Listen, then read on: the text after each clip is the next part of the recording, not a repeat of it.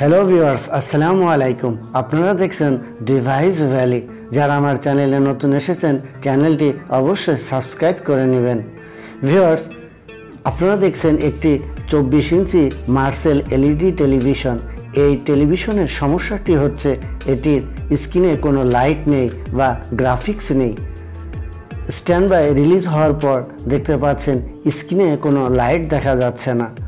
আসলে এই সমস্যাটি কোন জায়গা থেকে হচ্ছে সেটি আজকে এই ভিডিওতে দেখানোর চেষ্টা করব। প্রথমেই এলইডি টেলিভিশনটি খুব সাবধানতার সহিত খুলে নিতে হবে। এলইডি টেলিভিশন খোলার ক্ষেত্রে খুব বেশি সতর্কতা অবলম্বন করতে হয়। ভিউয়ার্স, এর ব্যাক সাইডটি আমি খুলে নিয়েছি এবং এর যে টিকন বোর্ডের যে এলভিডিএস কেবলটি সেটি আমি আলাদা করে নিয়েছি। এলইডি টেলিভিশনের সবচেয়ে বেশি ফল্ট হয় এই ব্যাকলাইট সমস্যাগুলো। এই ফল্টটি কোথায় থেকে হচ্ছে সেটি আমাদের প্রথমে জানতে হবে। আমাদের মাদারবোর্ড থেকে না আমাদের যে ব্যাকলাইট স্ট্রিপ আছে সেগুলো খারাপ হয়ে গেছে। প্রথমে আমাদের মাদারবোর্ডের যে ভোল্টেজ, ব্যাকলাইট যে ভোল্টেজ দেওয়া আছে সেই ভোল্টেজটি আমাদের পরীক্ষা করে দেখতে হবে যে আমাদের ভোল্টেজ ঠিক আছে কিনা। তারপরে আমরা এর ব্যাকলাইট স্ট্রিপ খুলে দেখব। মিটার পটটি আমার ব্যাকলাইট পয়েন্টে লাগিয়ে নিয়েছি। এটি স্বাভাবিক অবস্থায় যে আমাদের সাপ্লাই ভোল্ট 12 ভোল্ট সেটি দেখাচ্ছে। যখন এটি স্ট্যান্ড বাই রিলিজ হবে তখন এর ভোল্টেজটি অর্থাৎ 60 থেকে 70 ভোল্ট পর্যন্ত এটি উঠে যাবে এবং সেটি আস্তে আস্তে নেমে আসবে। সেক্ষেত্রে আমরা বুঝে নেব আমাদের ব্যাকলাইটের যে ইনভার্টার ভোল্টেজটি আমাদের সেটি ঠিক আছে। যদি আমাদের ভোল্টেজ ঠিক থাকে সেক্ষেত্রে অবশ্যই আমরা ধরে নেব আমাদের এলইডি স্ট্রিপ খারাপ হয়ে গেছে। এখন আমরা এই এলইডি স্ট্রিপ খুলে বের করে আনব। সেক্ষেত্রে প্রথমে আমাদের ফ্রন্ট সাইড থেকে আমাদের ফ্রন্ট কভার অর্থাৎ এর উপরের যে অনেকগুলো পার্ট থাকে সেগুলো পর্যায়ক্রমে খুলতে হবে, যেটি খোলা সবচাইতে কঠিন এবং জটিল, খুবই সেন্সিটিভিটি বিষয়। একটু এদিক ওদিক হলে এর যে উপরের যে প্যানেলটি অর্থাৎ এলসিএমটি ভেঙে যেতে পারে। এটি খোলার ক্ষেত্রে খুবই ঠান্ডা মাথায় খুলতে হবে, কোনো অবস্থাতেই প্রেসার দিয়ে খোলা যাবে না।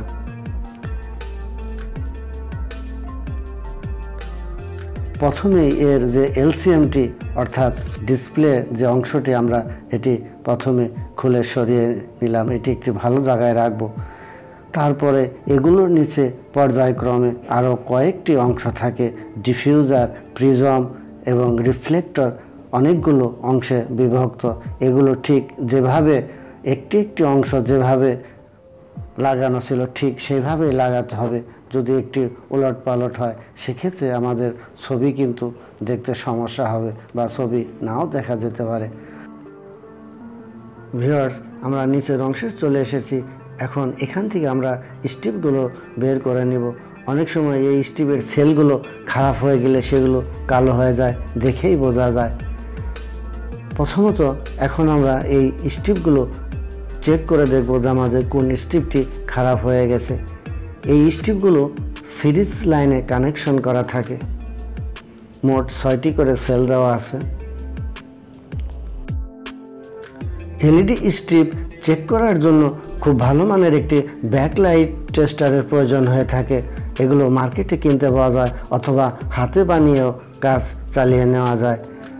ভিউয়ার্স, এই ব্যাকলাইট এর যে সেলগুলো থাকে অর্থাৎ স্ট্রিপের যে সেলগুলো থাকে এগুলো কিন্তু সিরিজ লাইনে কানেকশন করা থাকে। অর্থাৎ একটি সেল খারাপ হয়ে গেলে পুরো স্ট্রিপটি জ্বলবে না। অথবা এখানে যে দুটি স্ট্রিপ দেখতে পাচ্ছেন, দুটি স্ট্রিপই কিন্তু সিরিজ কানেকশন করা। এর মধ্যে একটি সেল যদি খারাপ হয়ে যায় বা এলইডি খারাপ হয়ে যায় সেক্ষেত্রে পুরো দুটো স্ট্রিপই আলো দেওয়া বন্ধ করে দেবে। ভিউয়ার্স, যেহেতু আমাদের একটি স্ট্রিপ খারাপ আর একটি স্ট্রিপ ভালো আছে, তবু আমরা এখানে দুটি নতুন এলইডি স্ট্রিপ লাগিয়ে নেব। কারণ এগুলো 1-2 মাস পর যদি আমরা একটি পুরাতন একটু নতুন মিক্স করে দিই তাহলে পরেরটি 1-2 মাস পর নষ্ট হয়ে যাবে। সেক্ষেত্রে নতুন দুটি স্ট্রিপ লাগিয়ে দেওয়াটাই উত্তম, যেহেতু এই এলইডি ডিসপ্লে খুলে ভিতরে পৌঁছানো অনেক কঠিন হয়ে যায় এবং এটি খুবই সেন্সিটিভ। এলইডি স্ট্রিপগুলো নাম্বার অনুসারে, অর্থাৎ এর যে ভোল্টেজ আছে সেই ভোল্টেজ অনুসারে স্ট্রিপগুলো লাগাতে হবে। এখানে দেখতে পাচ্ছেন এর যে নাম্বার দেওয়া আছে, অর্থাৎ এর ভোল্টেজ, অ্যাম্পিয়ার এবং এই সেলগুলোর সাইজ উল্লেখ করা থাকে। সেই সাইজ অনুযায়ী এলইডি বার বা এলইডি স্ট্রিপ লাগাতে হবে। এগুলো এখন মার্কেটে অ্যাভেলেবেল পাওয়া যায়।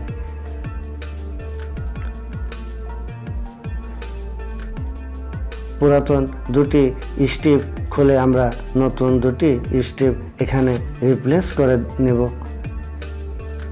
অলরেডি আমি দুটি স্ট্রিপ এখানে লাগিয়ে নিয়েছি।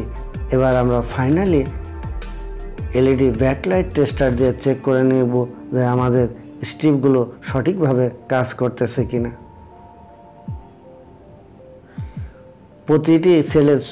প্রতিটি স্ট্রিপে 6টি করে সেল আছে, অর্থাৎ প্রতিটি সেল 3 ভোল্ট করে, 3 6 18 এবং 18 দুগুণে 36 ভোল্ট এটি কনজাম্পশন করে থাকে।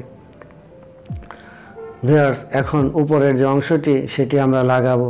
এক্ষেত্রে একটু বলে নেই, অনেক সময় এগুলো সেলগুলো একটু এদিক ওদিক হয়ে থাকে, অর্থাৎ গ্রুপে সঠিকভাবে নাও মিলতে পারে। সেক্ষেত্রে এগুলো একটু কেটে মডিফাই করে নিতে হবে, তাতে কোনো সমস্যা হবে না, কাজ হয়ে যাবে। ভিউয়ার্স, ভিডিওর একেবারে শেষ পর্যায়ে চলে এসেছি। ভিডিওটি যদি ভালো লাগে অবশ্যই একটি লাইক, কমেন্ট এবং শেয়ার করবেন এবং যারা নতুন এসেছেন চ্যানেলটি অবশ্যই সাবস্ক্রাইব করে নেবেন। এখন আমরা এইটির পাওয়ার দিয়ে দেখব আমাদের ফাইনালি লাইটটি কোন অবস্থায় দেখাচ্ছে। আমরা স্ট্যান্ড বাই রিলিজ করে নিচ্ছি। দেখতে পাচ্ছেন পিছন দিকে এর আলো কিছুটা দেখা যাচ্ছে, তার মানে আমাদের টেলিভিশনটি ওকে হয়ে গেছে। এবার আমরা এর ফাইনালি স্ক্রিনটি দেখে নেব। দেখতে পাচ্ছেন খুব সুন্দর রাস্টার দেখা যাচ্ছে। ভিউয়ার্স, ভিডিওর একেবারে শেষ পর্যায়ে চলে এসেছি। যদি ভিডিওটি ভালো লাগে অবশ্যই একটি লাইক দিয়ে যাবেন এবং কোনো প্রশ্ন থাকলে কমেন্ট বক্সে কমেন্ট করে জানাবেন। আজকের মতো এই পর্যন্তই। পরবর্তী ভিডিওর আমন্ত্রণ জানিয়ে শেষ করতেছি। সবাই ভালো থাকবেন। আল্লাহ হাফেজ।